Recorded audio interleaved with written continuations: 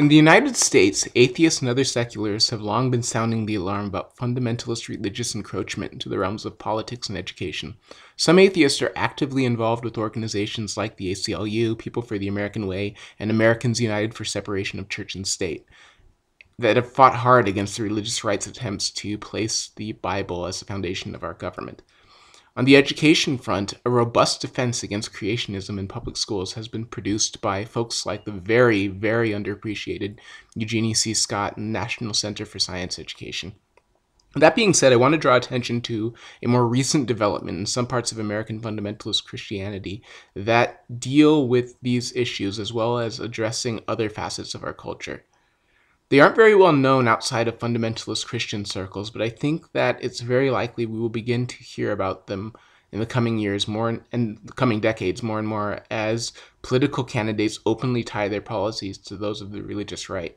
We're starting to see it with Rick Perry, Michelle Bachmann, Sarah Palin, and others, and I think that we as a secularist movement need to be aware of them. Those two developments are the rise of the related yet somewhat different movements called Seven Mountains Dominionism and Christian Reconstruction. Seven Mountains Dominionism, also called the Seven Spheres of Influence, is an idea that has become increasingly popular in the more charismatic wings of American Evangelical Christianity over the last decade or so. In the particular Pentecostal church that I went to, I can't remember hearing much about it, but that might have been because I was kind of on my way out at the time. The basic idea behind it is that there are seven mountains of culture that Christians should infiltrate en masse and gain control of in order to do what they want, and in a sense impose theocratic culture on the rest of America. Those seven mountains of influence are the mountain of government/politics, the mountain of education, the mountain of business, the mountain of media and news, the mountain of arts and entertainment, the mountain of the family, and most obviously the mountain of religion.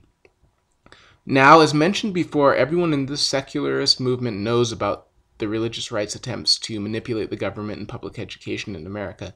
But I think that this idea that some Christians are planning a concerted strategy to subtly but very concisely take over these other aspects of society should give us pause and should concern us. Now, when I say concerned, I don't mean that I'm paranoid or that we should take steps to outlaw Christianity or something. I mean, I'm not worried about big Christian companies making, for example, movies or video games specifically designed for Christians, partially because their heavy-handedness tends to make said movies and video games really, really bad, but also because, hey, Christians have the right to express themselves as much as anyone. What would be a problem is if we see a power grab to such an extent that we see an attempt to censor movies and other forms of popular entertainment so that they line up with Christian values. For example, the outright prohibition of movies, games, music, or books that are deemed unchristian for whatever reason. Too much sex, too much profanity, ungodly supernatural elements, and so on. That would be a very real possibility if the Seven Mountain strategies were successful.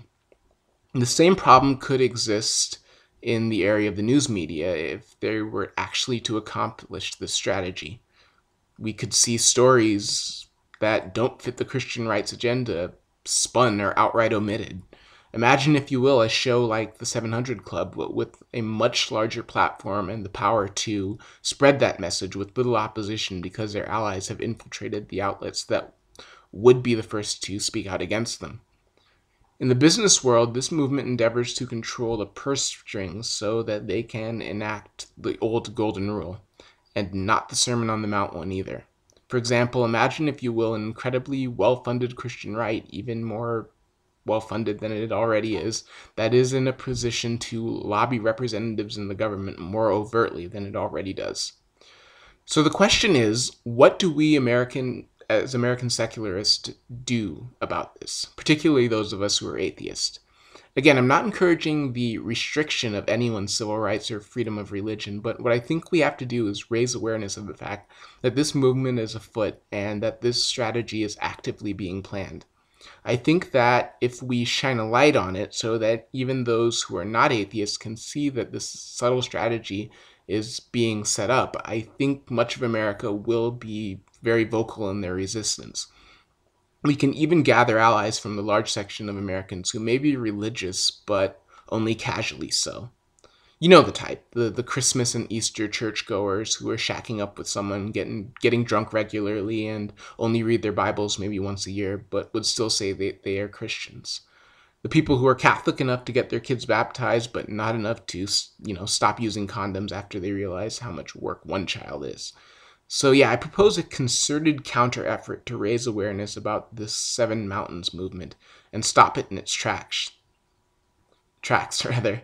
It always it's always like one of those things that we need to be vigilant about, That's the price of freedom. And it's already started. There's a group called Theocracy Watch that basically does this, and there's a wonderful website called Right Wing Watch, which is focused on this, and they have a YouTube channel devoted to monitoring some of the advocates for Dominionism. In any case, what do you all think? Do you agree with me? Am I jumping the gun on this, or do you think I'm right in some parts and wrong in others? Feel free to leave responses and let me know how you feel about this.